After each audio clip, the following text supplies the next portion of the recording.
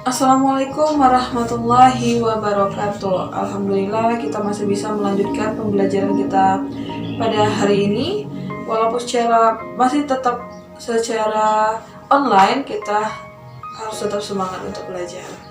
Nah, jadi materi kita pada hari ini yaitu mengenai haji dan umroh. Sebelum kita lebih jauh, kita perlu kita ketahui apa itu haji. Ibadah haji adalah dengan sengaja mengunjungi Baitullah di Mekah untuk melaksanakan rangkaian ibadah yang telah diatur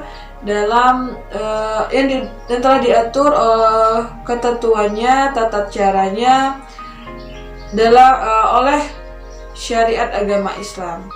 Nah, hukum ibadah haji itu sendiri yaitu wajib bagi orang yang mampu, dan kewajiban itu hanya sekali dalam seumur hidup. Nah, itu pengertian dari haji. Pembahasan yang pertama yaitu ada rukun haji. Rukun haji merupakan kegiatan-kegiatan yang harus dilakukan selama haji. Jika tidak dilakukan, maka batal ibadah hajinya dan harus mengulang pada waktu yang lain. Adapun rukun-rukun haji tersebut, yang pertama ada ihram atau niat karena Allah, yang kedua ada wukuf di Arafah, yang ketiga ada tawaf, yang keempat ada sa'i antara Bukit Safa dan Marwah. Nah, yang ketiga ada syarat-syarat wajib haji. Yang pertama beragama Islam, yang kedua ada balik untuk anak-anak tidak diwajibkan untuk berhaji, yang ketiga ada berakal sehat, yang keempat ada merdeka, yang kelima ada mampu baik secara biaya selama perjalanan, biaya untuk keluarga yang ditinggalkan, ataupun tersedianya kendaraan dengan aman selama proses keberangkatan berhaji. Yang selanjutnya yaitu dilaksanakan pada waktunya, yaitu pada bulan haji.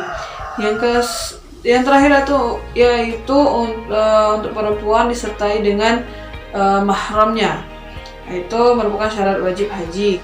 Pembahasan berikutnya yaitu mengenai kewajiban-kewajiban haji. Yang pertama, berihram dari miqat dengan melepaskan pakaian dan memakai pakaian ihram. Miqat jamaah haji atau umrah dari Indonesia dilaksanakan di Yalamlam. Yang kedua itu menginap di Mina pada malam-malam hari tasyrik. Yang ketiga ada melempar jumrah Aqabah pada hari raya Idul Adha dengan menggunakan 7 buah batu kecil.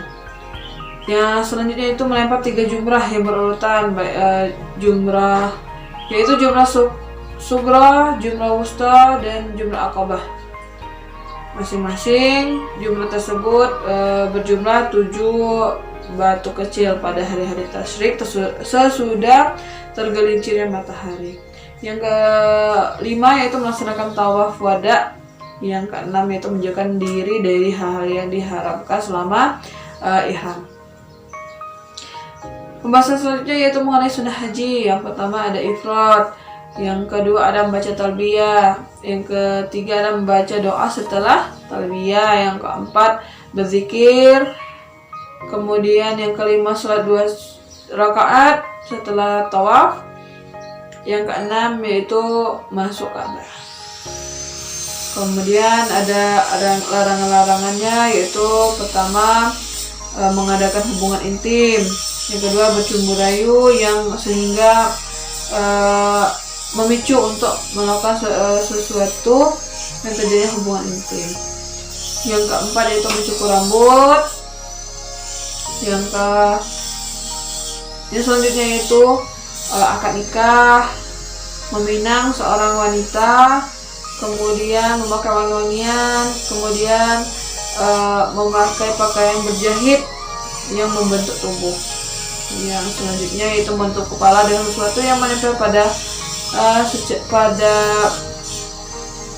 kepala secara langsung, seperti peci, sorban, ataupun topi.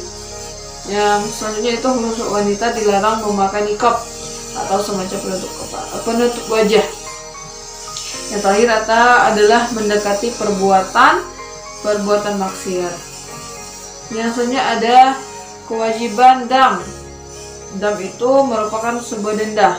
Orang yang melaksanakan haji harus memenuhi segala rukun dan wajib haji. Ketika seseorang berhaji melanggar dari rukun atau wajib haji, maka ia harus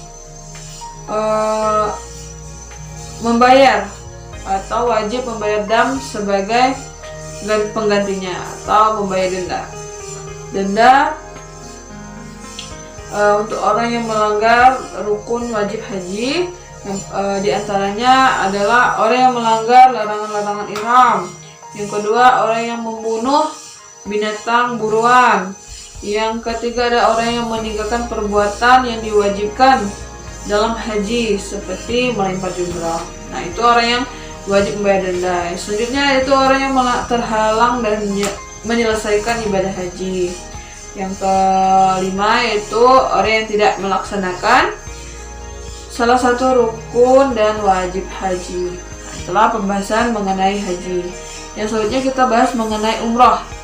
Pengertian dari umroh secara bahasa adalah berkunjung, sedangkan secara istilahnya adalah berkunjung ke Ka'bah dan melaksanakan ketentuan yang berkaitan dengan umroh dalam rangka mendekatkan diri kepada Allah Subhanahu wa Ta'ala. Itu pengertian dari umroh secara bahasa istilah.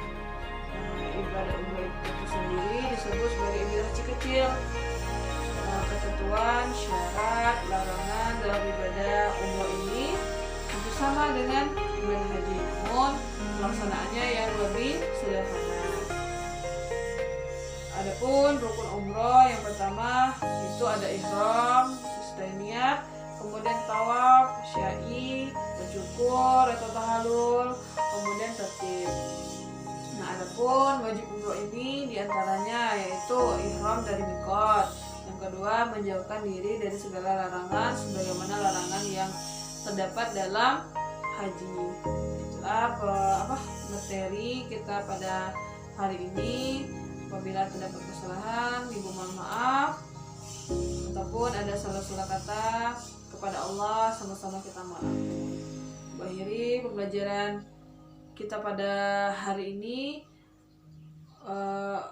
dengan mengucapkan lafaz alhamdulillahirabbil alamin. Assalamualaikum warahmatullahi wabarakatuh.